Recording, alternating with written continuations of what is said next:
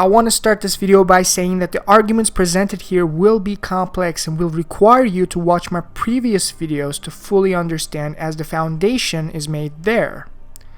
Let's start by clarifying on the previous claim that Elden Beast and Marika have completely antagonistic desires and goals, and how this statement was open to misinterpretation. Elden Beast and Marika doesn't have completely antagonistic goals post-shattering. They are at odds for the most part, yet their ultimate desire aligns in one crucial way: the desire for a new order. As explained in my first video, it's absolutely true that Elden Beast was angry at Marika for shattering the Elden Ring. It was Elden Beast who crucified Marika, and is the one who brought back the Tarnished after being disappointed with Marika's Demigods.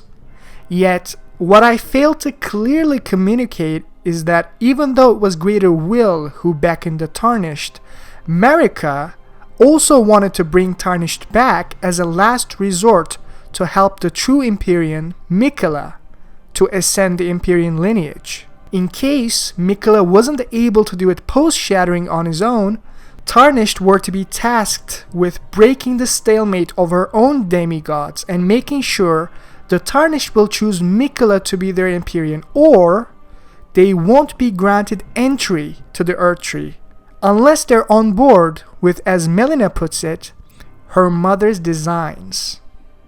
This is an extremely important point that you need to understand, so let's back up a bit. Elden Ring, oh Elden Ring, shaper of life, arbiter of fate, lord of the very stars above, tarnished warrior, spurned by the grace of gold.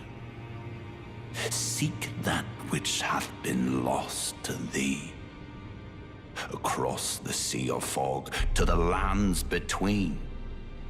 Seek the Elden Ring, brave Tarnished, mighty warriors who fought at my side. Await the summons. It will call to thee one day. Heed the fading grace. Listen to the fingers. Gold commandeth the very stars, giving life its fullest brilliance. Elden Ring, oh Elden Ring. Be ready once it is shattered. Seek the Elden Ring, oh Tarnished. Long ago, ye Tarnished lost something most dear. The Elden Ring. Oh, Elden Ring.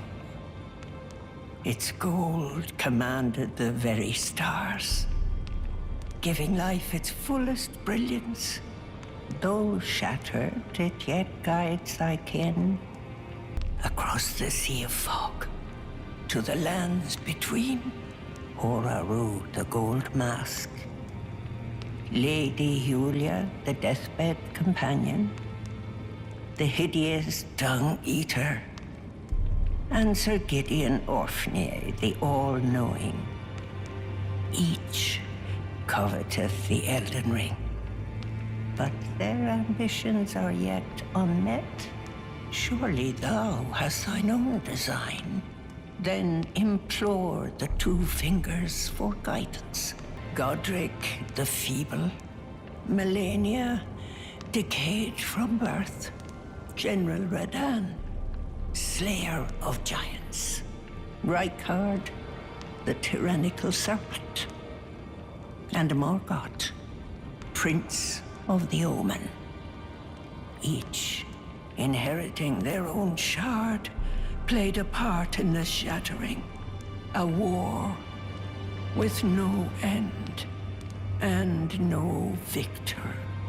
And so the two fingers call upon ye, the Tarnished.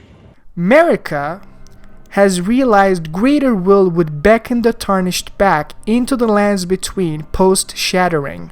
Remember, the Tarnished were exiled by Marika herself previously, so she counted on Melina to discern if the Tarnished was worth trusting, and only then would the Erdtree be burned with her sacrifice, and the path to mending the Elden Ring would be opened, making sure that not just any Tarnished can enter the Erdtree and do something against Marika's designs. However, Melina didn't quite follow up on her mother's designs exactly, and after seeing the suffering that is inflicted on the lands between, Melina decided to open the path to the Erdtree anyways, acting on her own volition, as she says, hoping to immediately mend the Elden Ring and unseal destined death, with or without Miquella's ascension to the throne. There is something I'd like to say. My purpose was given to me by my mother, but now I act of my own volition. I have set my heart upon the world that I would have, regardless of my mother's designs. I won't allow anyone to speak ill of that, not even you. The final section of the game is a point where we choose whether we align with Marika's, Greater Will's, or Ranni's designs. Marika desires for Miquella to ascend the throne. Greater Will similarly desires a new reign to be enacted, yet Greater Will doesn't care if this new order is of Miquella's order or a Tarnished like the Dung Eater. As long as Elden Ring is mended, it is irrelevant who succeeds the throne except for one person, Ranni, who has actively rebelled against the Elden Beast. Greater Will is prepared to continually oppose the existing order in the name of impermanence to keep the balance of existence stable, meaning no order is completely permanent in Elden Beast's eyes, which is the primary reason why Marika wanted to slay Elden Beast by asking Hewg to create a god-slaying weapon, so that Miquella, when he inevitably ascends the Empyrean throne, can have an eternal order. Finally, Ranni desires the absolute perish of the Golden Order in its entirety with the Age of Stars, going against both Marika and Greater Will's designs, rebelling against Greater Will by shedding her Empyrean flesh. Age of Stars is the ending that is antagonistic to Greater Will and the Erdtree. Now this is the greater overview. Now I'm going to explain how these conclusions are reinforced by the text and how much of this understanding will pave the way for the next video on the Night of the Black Knives, which will hopefully be my most dense and illuminating video yet. So before we start, I want you to watch my video on Marika, the Master Manipulator, to see how it is clearly written there that Greater Will is currently guiding all the Tarnished to become Elden Lord. I won't go through the same explanations in this video. What we'll explore here is the other half of the story, where Marika is also benefiting from Tarnished coming back as a backup plan for her greater designs. In fact, Marika is making sure that only a Tarnished who fits her designs can enter the Erdtree, and none other. All Tarnished who are not fit to be a lord will immediately be discarded by Marika, even if they have all the great runes. To understand this, let's start the conversation with Melina. This tiny golden aura is the grace of the Erdtree. This light once shone in the eyes of your tarnished brethren, but now it is all that guides you. Also, I hear. You can see them, can't you? The rays of grace that guide you through your burden. Upon the cliff in Castle Stormvale is a shard-bearer, a demigod, who inherited a fragment of the shattered Elden Ring. If the rays of grace signal the castle, then the Elden Ring beckons you. As an ally by pact, I pray that you are fit to face the challenge presented by the ring. I want you to combine those words from Melina with the finger reader at the Grand Lift. Turn back. Ahead lies the land of the giant's flame, and the way forth is forbidden. Hear me. The burning of the Erdtree is the first cardinal sin. Doing so will unbind destined death and slay the world itself. Who would dare put you up to such a task? Most certainly not the fingers. This tiny golden aura is the grace of the Erdtree. This light once shone in the eyes of your tarnished brethren, but now it is all that guides you. This line from Melina is very important. I hope you remember how Marika specifically divested the grace in the tarnished eyes when she was exiling them from the lands between. And the demigods who have inherited the shards of the Elden Ring are guided by this grace post-shattering. This makes it clear that by reviving the Tarnished, greater will is pointing them towards Marika's demigods, and after the demigods were stuck in a stalemate, one of the demigods this grace will point to will be Miquella. Keep this in mind when trying to understand Marika's intentions, and how she benefits from the Tarnished coming back to the lands between. Now let's come back to the finger reader's quote. The finger reader's line here is making clear the greater will, its envoy fingers, do not want you to burn the Erdtree and enter it. However, they have to allow this. They are being forced to accept this for you to become Elden Lord. This entire business of burning the Erdtree to get rid of the thorns is a complete surprise to the fingers, yet absolutely essential for Marika in her plans. Marika has severed Finger's connections to the greater will, which left them unsure how to progress. The burning of the Erdtree, in a sense, was Marika's insurance to make sure that the Tarnished can be trusted. But before we get to that, let's look at how surprised and panicked Enya gets when we tell him of our plans of burning the Erdtree. Well, you managed to return. You know what this means. The Erdtree has spurned you.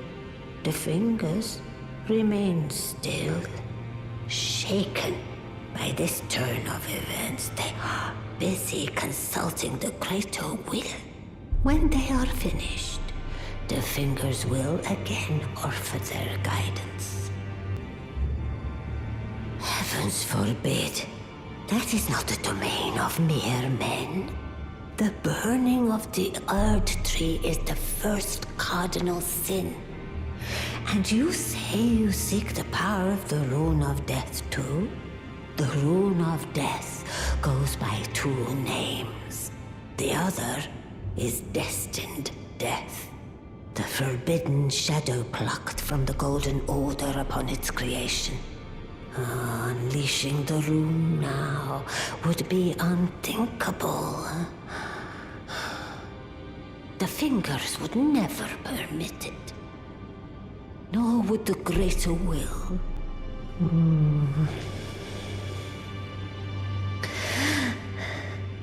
But here we are. The fingers dormant, severing our link to the greater will. The realm and all life in ruins. Impossible events transpire beyond the ken of the fingers. Who is to say that the cardinal sin must be cardinal forever? Go on. Finish the job. Take the course you deem most worthy. The finger readers here are naively expecting you to simply arrive at the foot of the Erdtree, ascend the throne, and become Marika's consort. Yet a contrivance of thorns preventing entry has been created by someone for a very specific purpose. And then Enya says that how a very special form of kindling is required to access the Erdtree. You must find kindling. Only the smoldering flame in the great forge of the giants on the highest peak in the lands between can burn the Erdtree. But special kindling is required to reignite the flame. For the flame to burn the Erdtree, a sacrifice is needed of one who envisions the flame and can lead you to the Rune of Death. And that very special kindling can only be done with a specific kindling maiden who has helped us the entire game, Melina. When we arrive at the foot of the Erdtree, Melina gives us a very peculiar line. You are unable to enter the Erdtree. No? Prevented by the mantle of barbs. The thorns are impenetrable. A husk of the Erdtree's being that spurns all that exists without. The only way to stand before the Elden Ring and become the Elden Lord is to pass the thorns. My purpose serves to aid in that very act. So I'd like you to undertake a new journey with me to the Flame of Ruin, far above the clouds, upon the snowy mountain tops of the giants. Then I can set the Erdtree aflame and guide you down the path to becoming Elden Lord. My purpose was given to me by my mother, but now I act of my own volition. I have set my heart upon the world that I would have, regardless of my mother's designs. So here's the big question. What was Marika's designs that Melina is alluding to? I propose to you that Marika's design was her desire for Miquella to ascend the throne. We know how much sorrow Marika felt when Miquella was stolen by Hewg from Gideon himself. So, the Erdtree, now but a husk. I heard speculation Miquella embedded himself in the Erdtree. But, before he could finish, someone cut the tree open and absconded with his infant form. Indeed, it seems those words held weight. How vexing that the All-Knowing didn't have the full story. Perhaps the Queen's sorrow was justified. Ah, my apologies. So Miquella was with the Lord of Blood after all. That is some fine intelligence indeed. With it, the final clue has been brought into the light. One of the last few pieces to the round table. I need to put everything together. As promised, allow me to impart to you the last of the secret rites, known only to me.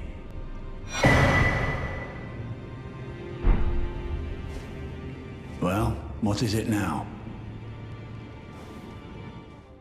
Just as Gideon said, perhaps the Queen's sorrow was justified. The entire purpose of Melina is to ascertain if this Tarnished is a trustworthy warrior who fits this vision of hers. If that is the case, help the Tarnished burn Radagon's thorns, which keeps everyone from entering the Erdtree, and grant him passage so that they can kill the Elden Beast and become the Elden Lord, the consort to Miquella. If they do not serve this vision and can't be absolutely trusted, then simply leave them be. They will never access the Erdtree without your sacrifice and kindling at the forge. That was the idea behind Marika's designs, what she said to Melina at the capital when she was trying to understand her purpose the entire game. And this idea of trust is the reason why Melina needed to spend time with us in our adventure to ascertain our intentions, to know what to do when she finally regains her memories at the Erdtree, contacting her mother Marika directly. Which is why Melina literally leaves us if we were to choose the Frenzy Flame ending, and Melina tells us directly that she was testing us to see if we have the strength to become Elden Lord. However, Melina realizes even though her mother's designs shouldn't be spoken ill of, as she says, she will set her heart upon the world she would have, meaning any path other than Frenzy Flame would be acceptable for Melina, unlike her mother's designs. After our adventure together, Melina acts on her volition and decides the suffering of the lands between needs to be resolved immediately, with or without Miquella. So how did Marika plan this exactly? In case Miquella couldn't ascend the throne by war post-shattering, Marika realized Greater Will is going to lend the grace back to Tarnished, and they will be her last chance at helping Miquella to ascend the throne. And Melina will make sure the Tarnished won't go astray and will only permit entry to the Erdtree to the one who fits her designs. Marika starts her plans by exiling the Tarnished first. My lord, and thy warriors, I divest each of thee of thy grace.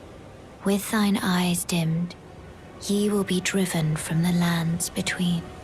Ye will wage war in a land afar, where ye will live and die. Well, perhaps that might serve you in lieu of a maiden's guidance. Then, after thy death, I will give back what I once claimed, return to the lands between, wage war, and brandish the Elden Ring. Grow strong in the face of death. Warriors of my lord, Lord Godfrey. So the question is, why did Marika exile the Tarnished, and why does she want them back? Why Marika desired for Tarnished to be divest of the golden hue in their eyes, get stronger in a land afar, and only to be brought back to mend the Elden Ring? The answer is very interesting.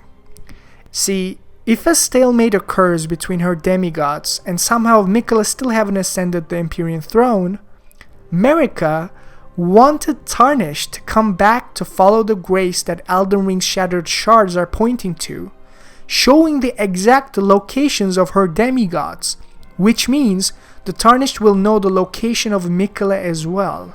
They will hopefully work together rather than against Miquella when it's time to become Elden Lord, hoping they choose Miquella as their Empyrean and not Ranni. The guidance of the Tarnished unfortunately means risking some of her demigod's sacrifice with the hope that Miquella will be given strength by the shards of the Elden Ring, and by the Tarnished who will hopefully want to become Miquella's consort. To make sure that her beloved demigods are as safe as possible, the least favored and most unwanted demigods of Marika are literally on the main path of the game. Godric and Morgott, and an optional one, Rennala. All of them are in a single easy-to-follow linear path. You only need to have 3 great runes to finish the game. 3 shard bearers who Marika is not fond of. 2 her curse-born children, Godric and Morgott, and 1 his husband Radagon's ex-wife, Rennala. And they're sequentially on the main path to the Erdtree, easiest to access for those emboldened by the flames of ambition. Which is why the favored demigods of Marika, Miquella and Melina, are significantly harder to reach and is on the other side of the capital. Marika is making sure the Tarnished are focusing on the shard bearers who she deems as sacrifices. Marika tells her demigods directly that if you can't do something with your life, if you can't become a lord, if you can't become a god, you will be forsaken, amounting only to sacrifices. Hear me, demigods, my children beloved. Make of thyselves that which ye desire. Be it a lord, be it a god. But should ye fail to become aught at all, ye will be forsaken, amounting only to sacrifices.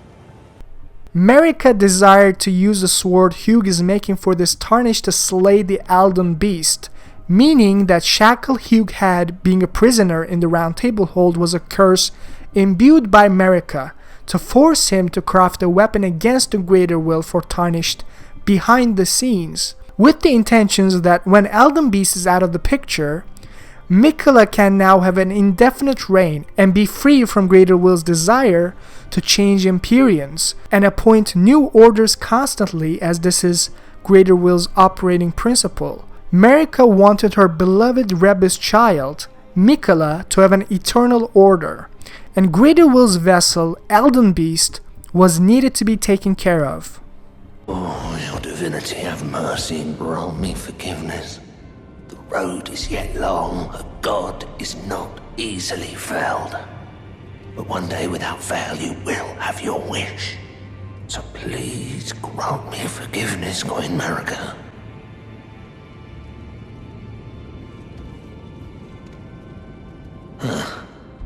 You, is it? I didn't notice you there. I'll be doing my job, same as ever. Just lay out your arms. Those words were not meant for you. I may be prisoner to you, tarnished lot, but my prayers are mine, and mine alone. Well, I've had my say. I'll be more careful too. This right here is the moment Marika's curse was in effect for Hewg himself. He was being forced by Marika to create a weapon to slay Elden Beast. That is the god being referred to in that line, which is why Hewg was so angry when we witnessed his secret prayer. The very reason for his imprisonment in the Round Table Hold, perpetually being forced to create a weapon to slay a god. How do I know that this is Marika's curse? Well, we know all servants in the Round Table Hold is cursed by Marika because of Roderika's dialogue. After Marika's curse is severed when we burn the Erdtree, Roderika tells us the truth. Here's one. My masterpiece to slay a god. That's all I've lived for. And my promise to Queen Marika. His roots are so knotted in this place. He won't last much longer if he stays here. His shackles are broken. He's a free man now. It's high time he put the Round Table behind him. I know he was given this great entreaty to craft a weapon which could slay a god. Though I can't help but think of it as a curse, a fearsome curse, put on him by Queen Marika. And if that's the case, I'm not sure there's anything we can do. So it wasn't just me this happened to. To think he'd forget who you were as well. I knew he'd burn himself out, old Hewg. I think we could talk him into leaving the Round Table Hold now. But maybe it's better that we don't. It's only proper that we respect his choice to stay. Please, become Elden Lord. Hewg was always saying that you were a lord to him. So slay her with the weapons he smithed. Slay the god Marika, who cursed us all. Marika's same curse is also in effect on Gideon the All-Knowing. Remember how Gideon wasn't in the Round Table Hold for the entire duration of the burning of the Erdtree, and consequently the curse of Marika wasn't burned entirely. Gideon was waiting for us at the capital to stop our ascension to the throne at that point, perverted by Marika's will. The all-knowing armor makes it clear. Armor set with countless eyes and ears, worn by Gideon Ofnir the All-Knowing. Knowledge begins with the recognition of one's ignorance, the realization that the search for knowledge is unending. But when Gideon glimpsed into the will of Queen Marika, he shuddered in fear. At the end, that should not be. Gideon was in trepidation after realizing Marika's true intentions. How Marika desired to use Tarnished for her greater plans and had no intentions of allowing a Tarnished to ascend the throne unless they were on board with Marika's designs. After Melina has betrayed Marika's designs by opening the path to the Erdtree prematurely, Marika manipulated Gideon's will to stop us, to gather our great runes for himself, making sure that the Tarnished will continue to struggle unless they can be trusted to execute on Marika's designs. As Gideon's perverted will by Marika makes it clear, I knew you'd come to stand before the Elden Ring, to become Elden Lord. What a sad state of affairs. I commend your spirit, but alas, none shall take the throne. Queen Marika has high hopes for us, that we continue to struggle to eternity. I know in my bones a Tarnished cannot become a lord. Not even you, a man cannot kill a god. A Tarnished cannot become a lord, not even you. A man cannot kill a god. Showing that Marika doesn't want to risk a Tarnished entering the Erdtree after Melina had burned it prematurely without knowing the true intentions of the Tarnished being aligned with her designs. They can't mend the Elden Ring. After all, no one knows what decisions they will make. Who will this Tarnished side with? Ranni? Miquella or Greater Will? Due to this uncertainty, Gideon, who was previously a pathological manipulator who was designing his own ascension to the Elden Throne, are currently perverted by Marika's curse to stop us, to stop the Tarnished on the path to becoming Elden Lord. Keep in mind that Gideon doesn't want to ascend the throne himself anymore, as he did for the entire game leading the Tarnished. He merely wants to stop our ascension. He tells us that a Tarnished can't become Elden Lord, how a man can't kill a god while he himself is also a Tarnished. Gideon is clearly being manipulated by Marika's curse and is not of sound mind. Now remember, if the Tarnished weren't exiled by Marika herself, divesting the hue in their eyes and the Erdtree's blessings, they would not be able to pinpoint the location of the demigods post-shattering. Those shattered shards that all the demigods have are what is sourcing the hue in their eyes.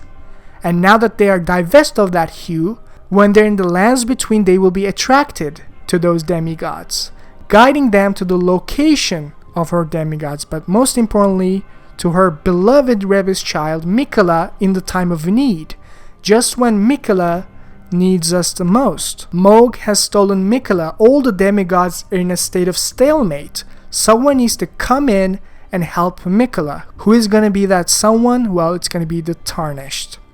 That is what Marika wanted to do. While Melina is holding the final key, hopefully a trustworthy Tarnished will guide the true Empyrean, Miquella's ascension to the throne, right by his side as his king consort, Elden Lord. Hello everyone, if you enjoyed this video, please give it a like, comment, and subscribe. I know that this was a bit of a complex video, but I was trying to lay down the foundation in the previous videos, and I hope I was able to convey with clarity one of the masterful designs of Elden Ring's lore. As always, thanks for watching, and I'll see you in the next one.